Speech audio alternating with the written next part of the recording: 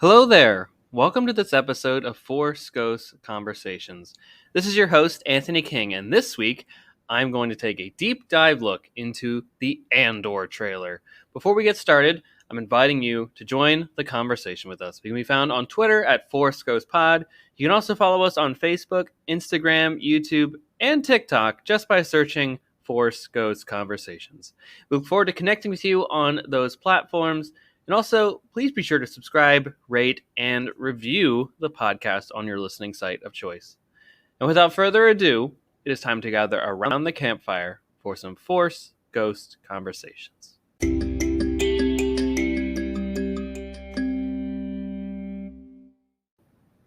Welcome back to Force Ghost Conversations, everyone. And I am so excited to talk about the Andor trailer. Now that Obi-Wan Kenobi has come out and it's behind us at this point, we are full steam ahead into the ramp up for Andor, and I'm very excited for this series. Cassian Andor is, I would argue, one of my favorite Star Wars characters, and that's not a joke.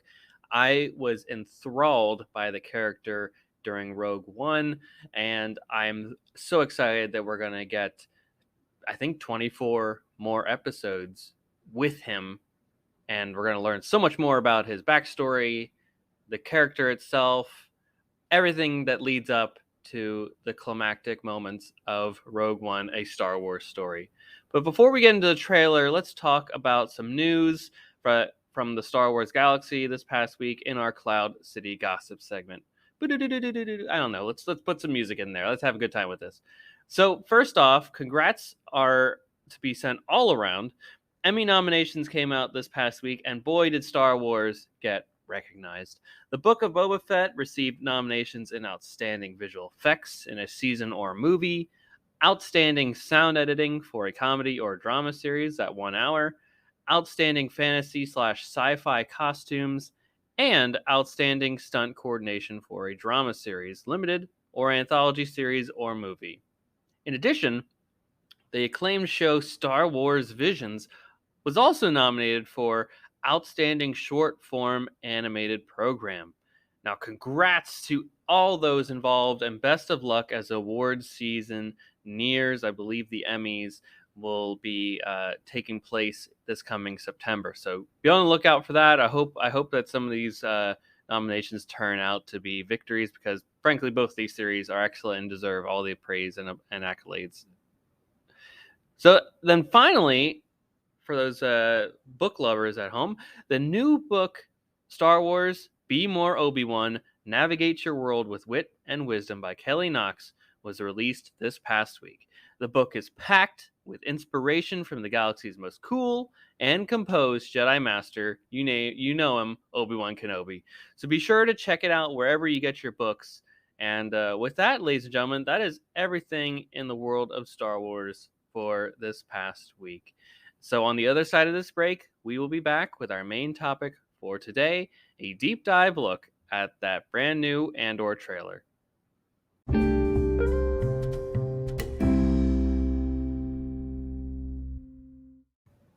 All right, everyone, it's time for the meat and potatoes of our episode. Let's talk all about this Andor trailer. Now, I before the break, I did say that it's a new trailer.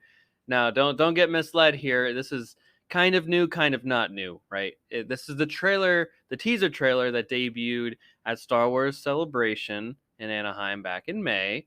So at the time of this recording, it is July.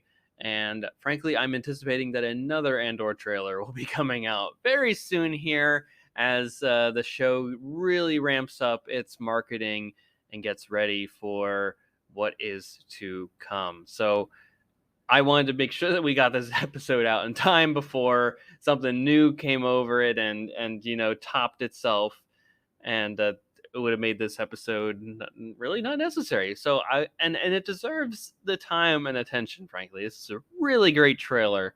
If we can go back to May with Star Wars Celebration, where the Lucasfilm Showcase panel where this was debuted, I was very fortunate to have won the lottery and was in the celebration stage floor for when this came to pass and getting to see the trailer live debuted with a huge audience of Star Wars fans around me, and to hear it in that sound system in that arena was a true wonderful moment in my life and as a Star Wars fan. So frankly, I have to give credit to where credit is due here. This trailer is awesome, and I'm so excited to, again, like I mentioned, get more time with this world with Cassian Andor.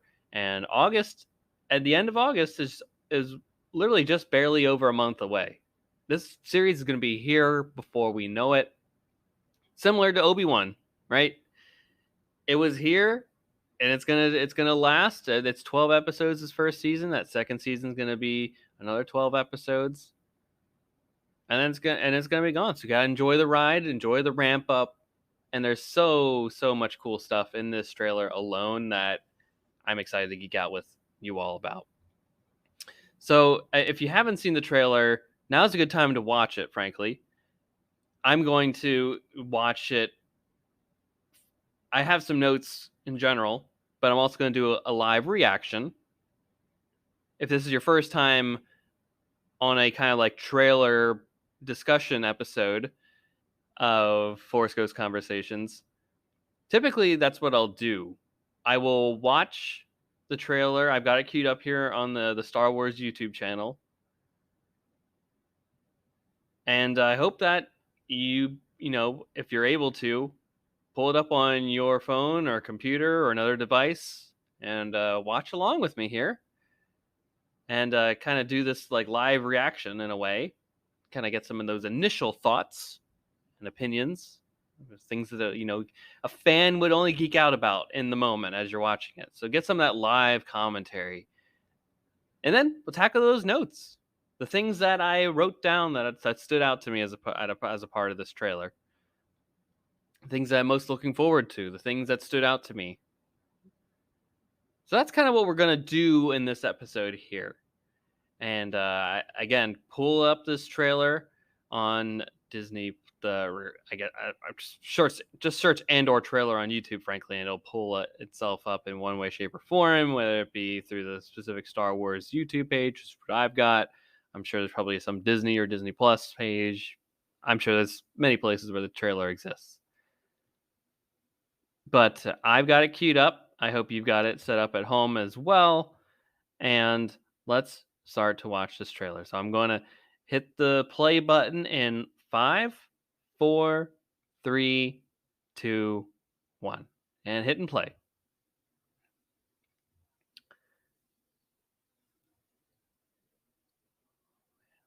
Oh boy, here's this drummer. That's like this person that's calling to this town or village, but something is coming. Whew. The Lucasfilm logo, of course. Look at these people. Look at these outfits. These outfits are really reminiscent of that like New Hope Rebels era aesthetic that this clan or tribe is using. I wonder what that science-looking building is for. This looks really like a gritty series, like definitely on the ground floor, which is what you would expect from something of a Cassian Andor series. More bell tolling.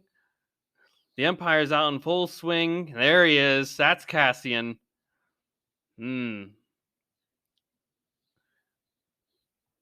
Always good to see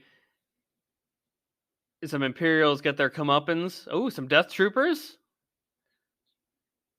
Oh, Mon Mothma, Genevieve O'Reilly, Stellan Skarsgård as Luthen. That looks like some sort of Imperial prison to me. Wow, the Imperial Senate. Come on now. Whew. Look at that. That's a speeder. Some solid action. Looks like a little bit of a escape, a heist. And that's what a reckoning sounds like. People are standing up. That's what a reckoning sounds like. It cuts to the Andor logo. Original series streaming August 31st. And it concludes with that Disney Plus logo. What a great trailer. ladies and gentlemen, this is just enough of a tease to really give you a sense of what this series is about. It's going to be very much a grounded, ground level, boots on the ground Star Wars series. It's going to have those spy elements to it that you know very well from the Tony Gilroy of it all. And that's who Cassian basically is when you see him at the beginning of Rogue One. But we know we're going to go on a journey with this character. This this first season is about 5 years or so before the events of Rogue One. So this first season, all 12 episodes are going to be in this 1 year time span. Then what we've learned from the subsequent seasons is that, not the subsequent seasons, but the next season, season 2, will cover all 4 of the other years with about 3 episodes per year leading up to literally when we first see Cassian at the briefing room in maybe not at the briefing room, maybe on the Ring of Kafrene. I don't know exactly where we'll see him. Maybe he goes off to see. Yeah, I gotta see Tivik over here. I think that's what his name is. And well, maybe that's where they leave it off. I don't know. That'd be pretty funny. I'm looking forward to see where that ends. Actually, that'll be really neat. But we're gonna go on this character arc, and I think that Cassian's gonna be kind of this lone wolf, kind of fighting the Empire on his own, kind of similar to what Kanan and team are doing at the beginning of Star Wars Rebels. Right? They're just not a part of any main cell of the Rebel Alliance. They're just kind of doing this Robin Hood thing of taking from the Empire and giving it to the poor people and helping out, doing their thing, kind of staying low, making sure they're not detected by the Empire in any way, shape, or form. Maybe that's what Cassian's doing. It's hard to say, but that's kind of the vibes I'm getting from this trailer to begin with. So don't be surprised if this character that you see at the beginning in this entire first season is not exactly who you expect it to be. And that's okay. We're allowed to go on a character arc with Cassian Andor. We're also allowed to go on a character arc with the Rebellion too, which I think will be a larger conversation when this series does come out. They're going to be determining what is the rebellion? What are we doing? People are starting to rise up, as the trailer and kind of concludes with. A reckoning is coming, but what does that mean? How are we going to get there together? How do we better ourselves than what came before us? Interesting.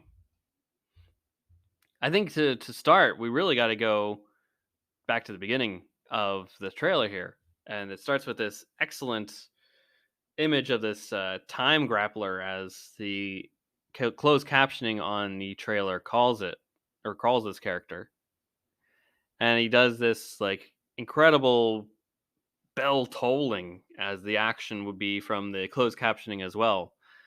Now, of course, the metalhead in me only thinks of "For Whom the Bell Tolls," the excellent Metallica song off of the 1984 record "Ride the Lightning," which, if you have not listened to that, by all means, stop this podcast now. Go over to your iTunes, YouTube, Spotify, Tidal, whatever, and pull up the "Ride the Lightning" album and listen to that from cover to cover right now. You will not regret it. It's one of the best heavy metal albums out there. But that's a discussion for another time. So that's immediately where my mind started grappling with, if you will. I will say that the image and sound from this beating of this bell in a way really stands out from the trailer itself. It really is a consistent thing throughout, just this constant pounding and banging. It serves, frankly, as a warning call to the town or village that danger is coming, and I would imagine that this means that like the Empire is coming. Whether that means like some Death Trooper squad or something like that is coming through. Who knows? Who knows? We're definitely gonna see it in the show. I doubt that this would be just a image that is just for the gag of the trailer itself. But overall, I think it's a really cool image, cool design. And I wondered if the bell itself was made out of Beskar or something. Maybe. It seemed like that may be the case, but probably not. maybe that's only on Mandalore. They keeping it on Mandalore or something like that. Maybe this guy stole it. I don't know. Maybe it is. I like to think so.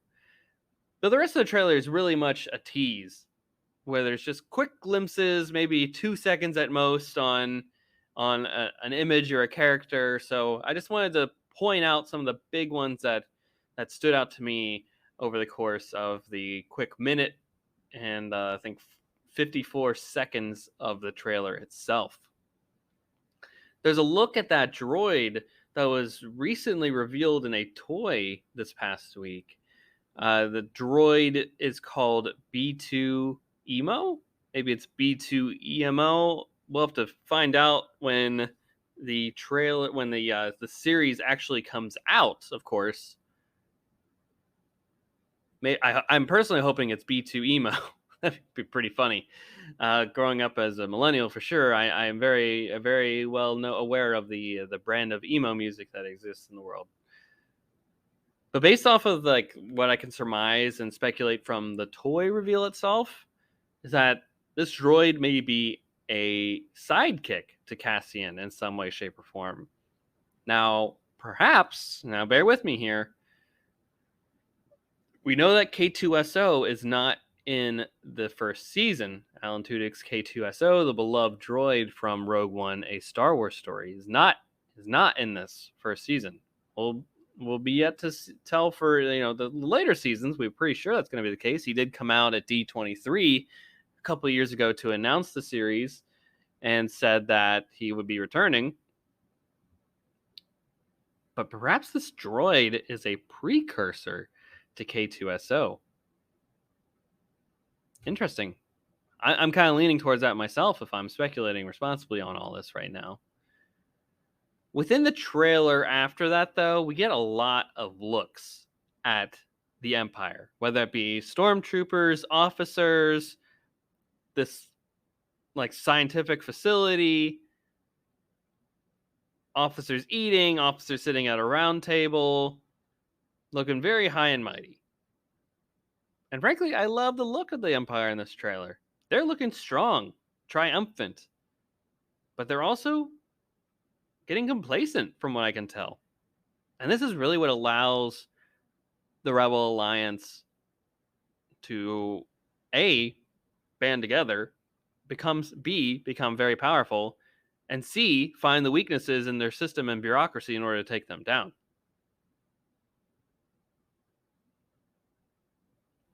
He says, Cassian himself in the trailer says, they are so proud of themselves, so fat and satisfied. And it's kind of interesting when they say so fat and satisfied that it's a couple officers drinking out of a cup, looking like they haven't missed a meal ever.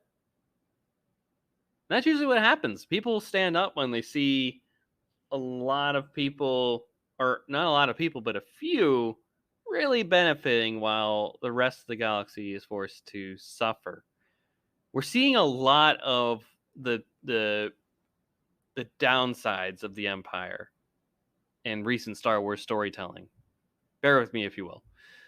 This is an era, this 19 years between the events of Revenge of the Sith and A New Hope, Rogue One and New Hope, because they basically take place concurrently, if you know well.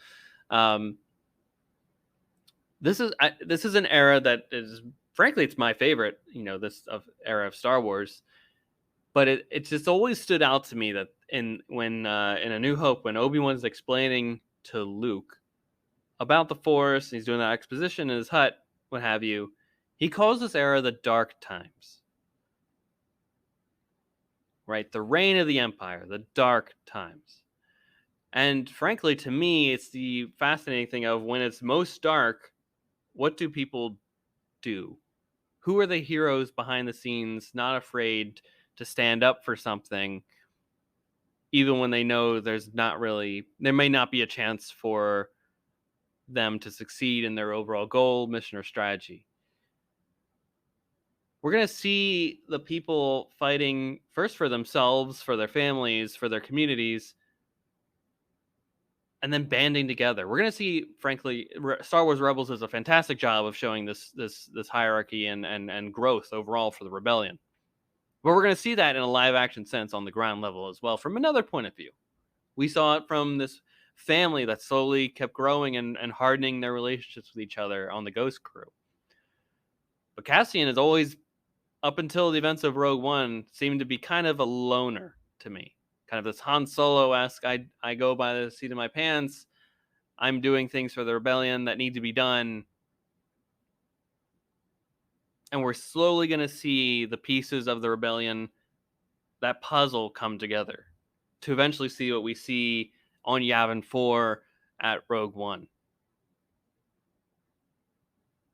So, in addition, we're also going to see images of Coruscant, maybe even the underground. And this is frankly confirmed when we see Genevieve O'Reilly back as Mon Mothma, which is excellent. She came out at Star Wars Celebration and talked about her character and how awesome how awesome it is to be back again in the role, which is amazing, frankly.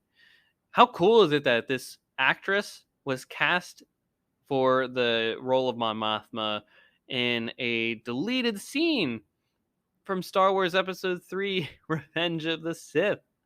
She's now reprised her role a few times, first in Star Wars, or Rogue One, A Star Wars Story, and then in a couple episodes of Star Wars Rebels. Again, the connections of this era are coming together.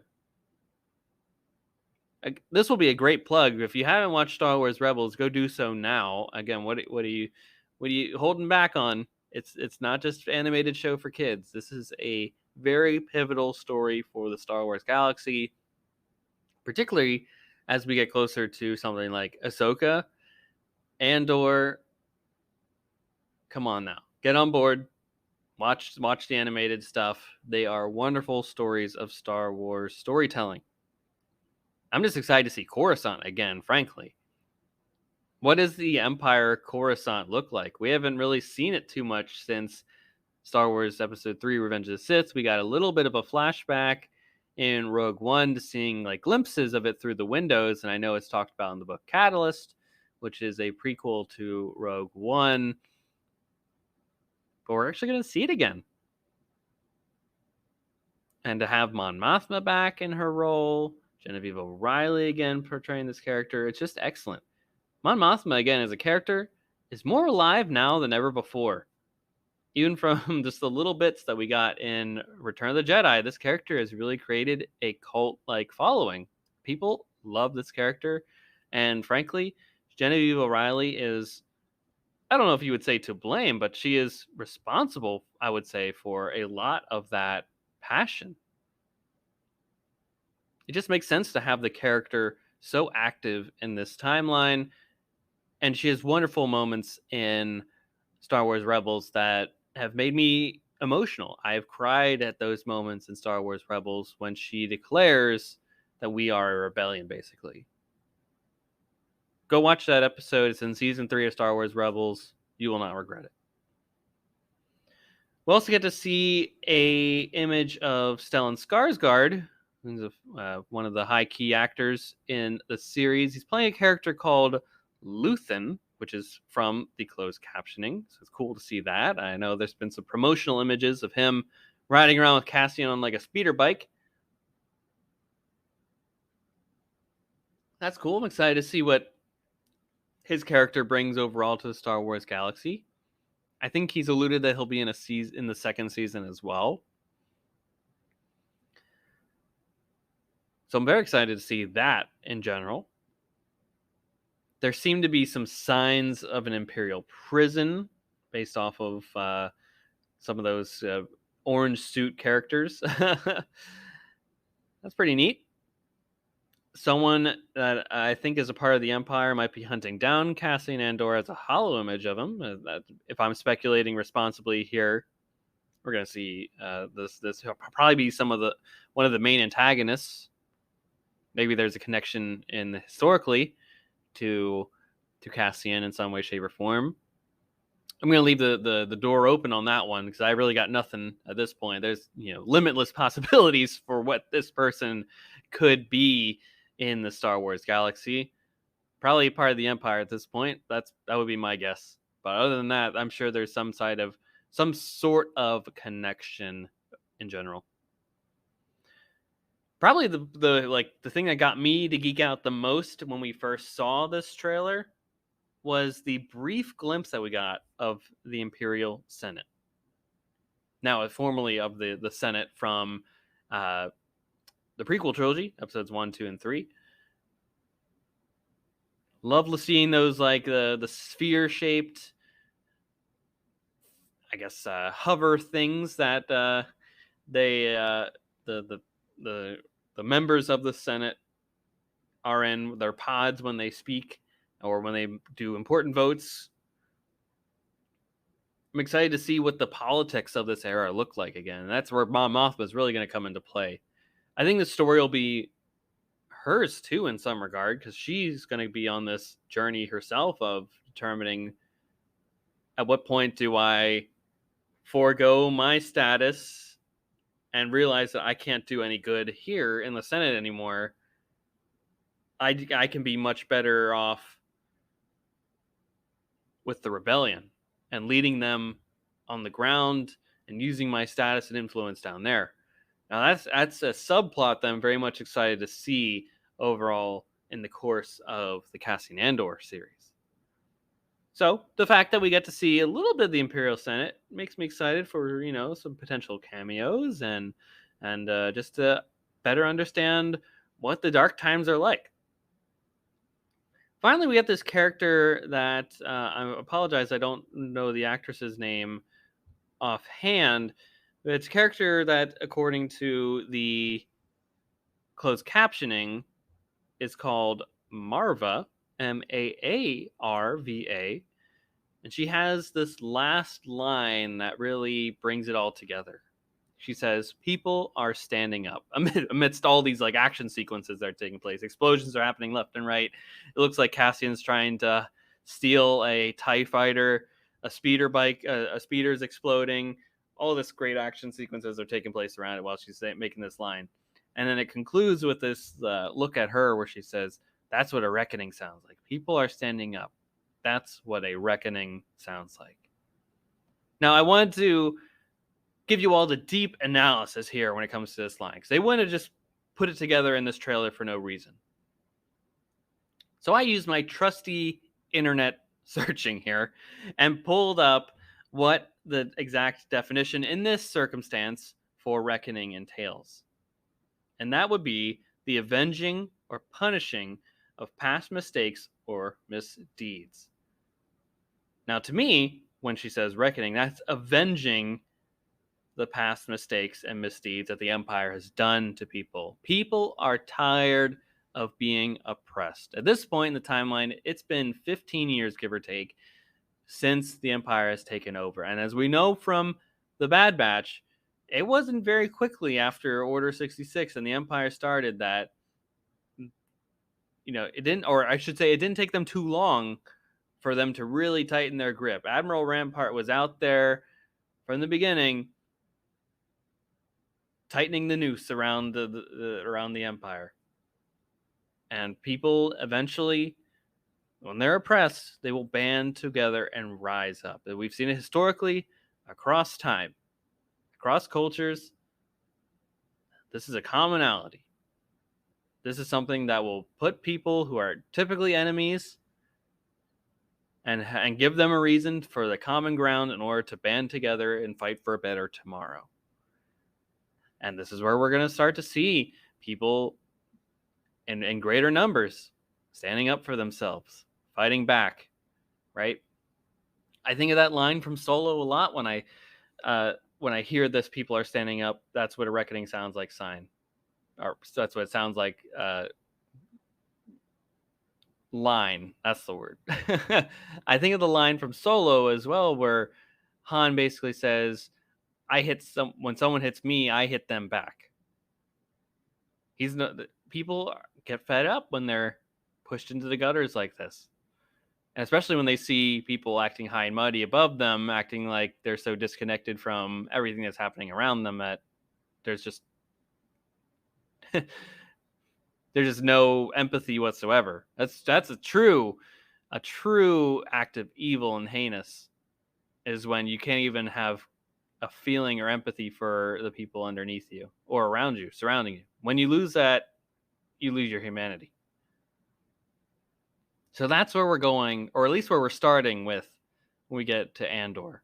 We're going to see the formation of the rebellion. We're going to see Cassian Andor become that spy, that leader in the rebellion that we see in Rogue One, a Star Wars story. We're going to see all that. We're going to go on this incredible journey, and I'm very excited for it. I cannot wait for this series. And we're going to be here each and every week discussing all the episodes. We're going to probably do an Andor lead up episode. I imagine there's going to be another trailer at some point in time about this series. It would make sense. Marketing's going to ramp up. There's probably going to be some articles coming out, more promotional images, you name it. We're going to talk about it here on Force Ghost Conversations.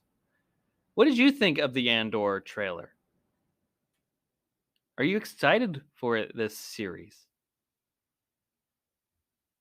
What do you think about Diego Luna coming back? What do you think about Mon Mothma being in the series? How do you feel about the new characters that we've seen thus far? Marva, Luthen, the Time Grappler, maybe. Let's talk about it. Hit us up on our social media channels. Force Ghost Pod on Twitter, Facebook, Instagram, YouTube, TikTok. Just search Force Ghost Conversations. We'll be there. Would love to continue the conversation with you all, and to continue to grow the seats around the proverbial campfire that is Force Ghost Conversations. But with that, everyone, that is all of my ramblings, rantings, you name it, for the Andor trailer. Very excited for it all. Looking forward to August 31st when the show starts streaming only on Disney Plus. So if you haven't gotten Disney Plus yet, what are you doing? Pay the $7 a month, bundle it with Hulu and ESPN Plus. It's worth it, because there's a lot of Star Wars coming down the pipeline. I've got this huge wall in front. Like, I got like a whiteboard in front of me with all the episodes I want to do for this podcast in the next couple of months here, and it's very exciting. So there's a lot to get going and get hyped about as we are on the other side of 2022 now. But with that, everybody, I hope that you have a wonderful week. We'll be back next week, with a brand new episode about something in the Star Wars galaxy. And I hope that you all have a wonderful week. May the Force be with you. Take care.